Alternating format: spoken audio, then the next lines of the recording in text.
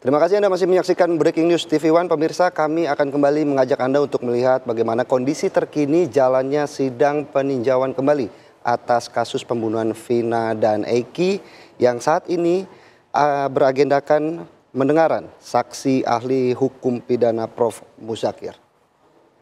Proses pembuktian dalam satu perkara pidana. Kalau ternyata itu berbeda, yang sebelah kiri itu informasinya sebut saja negatif, kalau informasi yang sebelah kanan itu positif mengenai terjadinya luka-luka dan sebagainya, berarti itu bisa menjadi novum. Ya. Tapi kalau misalnya yang sebelah kanan, sebelah kiri ada apa-apa, tapi yang sebelah kanan justru tidak ada apa-apa, tentu saja tidak menjadi novum. Ya. Itu semua tergantung pada penilaian terhadap foto yang bersangkutan, dan foto itu juga tergantung pada objeknya kan. Maksud ahli adalah foto yang benar adalah foto yang sesuai dengan objek. Maka biasanya kalau terjadi sesuatu untuk bukti-bukti, foto itu dari berbagai sudut ya, kanan, kiri, atas, bawah, jika perlu seperti itu, untuk membuktikan, meyakinkan bahwa itu kondisi objektifnya seperti itu bagi mereka yang tidak bisa hadir di lokasi yang bersangkutan. Nah, atas dasar itu, seperti ahli menggarisbawahi tadi, novum yang sebelah kanan dalam bentuk foto, selagi dia memberi informasi baru yang terkait dengan kondisi korban yang sebelumnya, maka itu bisa menjadi novum. Demikian keterangan ahli. Begitu juga sebaliknya ya Prof. Ahli, begitu juga sebaliknya apabila sama. Baik, kalau sebaliknya juga sama. Ya. Kalau sama-sama sebelah kiri, ternyata sudut zoomnya itu adalah berbeda dengan yang sebelumnya, bisa jadi akan tampak di situ perbedaan dari yang lama dengan yang baru. Ya, misalnya ada luka kecil di dahi misalnya, di zoom kan, oh ternyata lukanya dalam gitu. Tapi yang lama itu hanya foto agak jauh sedikit. Ya, berarti berbeda ini konteksnya. Jadi kalau terjadi perbedaan itu, yang di zoom yang bisa dekat dan ada luka karena itu penting untuk proses pembuktian, itu bisa menjadi novum. Ya. Baik. Selanjutnya saya ingin bertanya kepada ahli berkaitan dengan apa sih itu saksi testimoni Daud itu. Berikut bagaimana tadi saudara sudah menjelaskan bagaimana nilainya, karena tadi ada primer, sekunder ataupun tersier, ataupun bisa dikatakan sempurna atau tidak. Baik, ahli jelaskan begini, kalau saksi yang hanya mendengar dari keterangan orang lain, itu menurut ahli adalah bukan keterangan saksi, ya. Tidak bisa menjadi alat bukti. Ya. Ingat, alat bukti KUHP hanya mengatur, sebenarnya tambahan satu lagi, ada lagi. Keterangan dalam KUHP itu, saksi itu ya 3 tadi. 1 adalah mengalami, 2 adalah melihat, 3 adalah mendengar. Kalau 3-3-nya ada, valid sebagai keterangan saksi. Atau istilah bahasa ahli tadi namanya itu memiliki alat bukti yang memiliki kekuatan yang utama atau primer. Tapi sebaliknya, kalau dia hanya melihat saja, itu masih sekunder. Tapi kalau mendengar saja, itu tersier. Karena apa? Dia dengar mungkin suaranya sama, tapi nggak bisa lihat. Dan suara itu bisa ada padanannya dengan yang lain. Itu namanya tersier.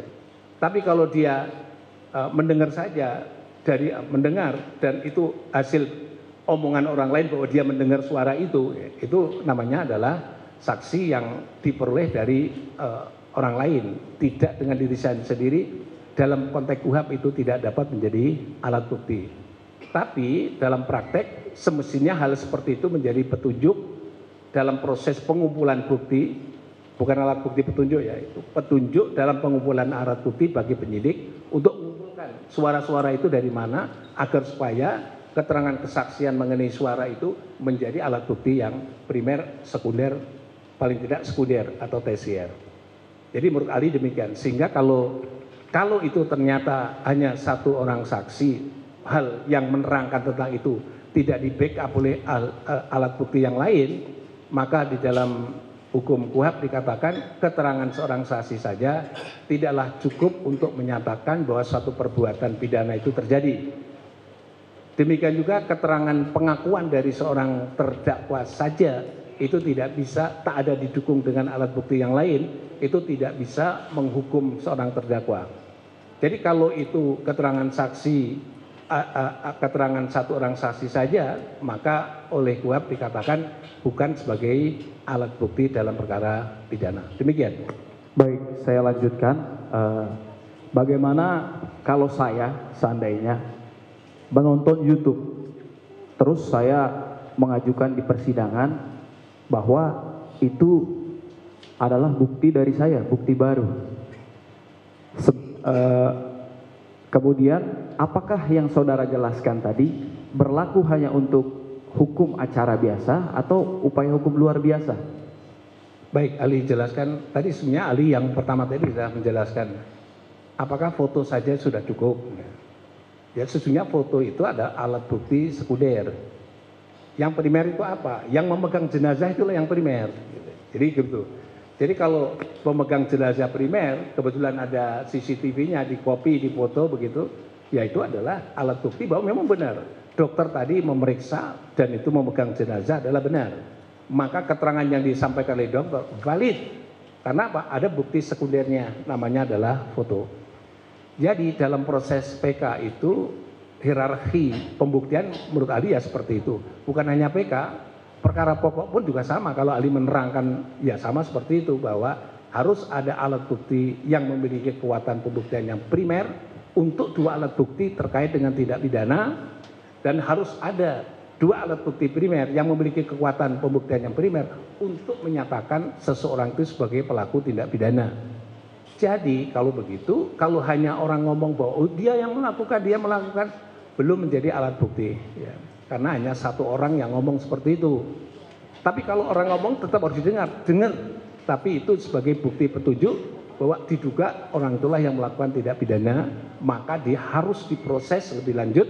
Ada dukungan bukti sehingga keterangan tadi ada buktinya dan diubah menjadi alat bukti yang primer. Kalau tidak bisa ya berarti berhenti sampai di situ. Kalau bisa berubah menjadi alat bukti yang primer. Jadi Ali pernah membantu pembuktian seperti itu. Ternyata ada orang mabuk. Orang mabuk itu menerangkan semuanya banyak sekali terkait dengan rahasia atau terkait dengan sesuatu hal yang terkait yang dicari oleh penyidik yang bersangkutan. Boleh nggak Pak alat bukti pemabuk itu menjadi alat bukti? Oh tidak bisa. Alat bukti omongan pemabuk tadi, catat itu dan Anda harus nyari buktinya. Ya. Jadi nyari buktinya itulah yang primer. Tapi kalau omongan pemabuk dijadikan bukti itu tidak bisa. Ya. Tapi itu sebagai bukti pendahuluan untuk mencari alat bukti yang dimaksud itu kalau sudah ketemu maka itu bisa menjadi alat bukti. Saya kira begitu kelengkapan penjelasan ahli. Baik.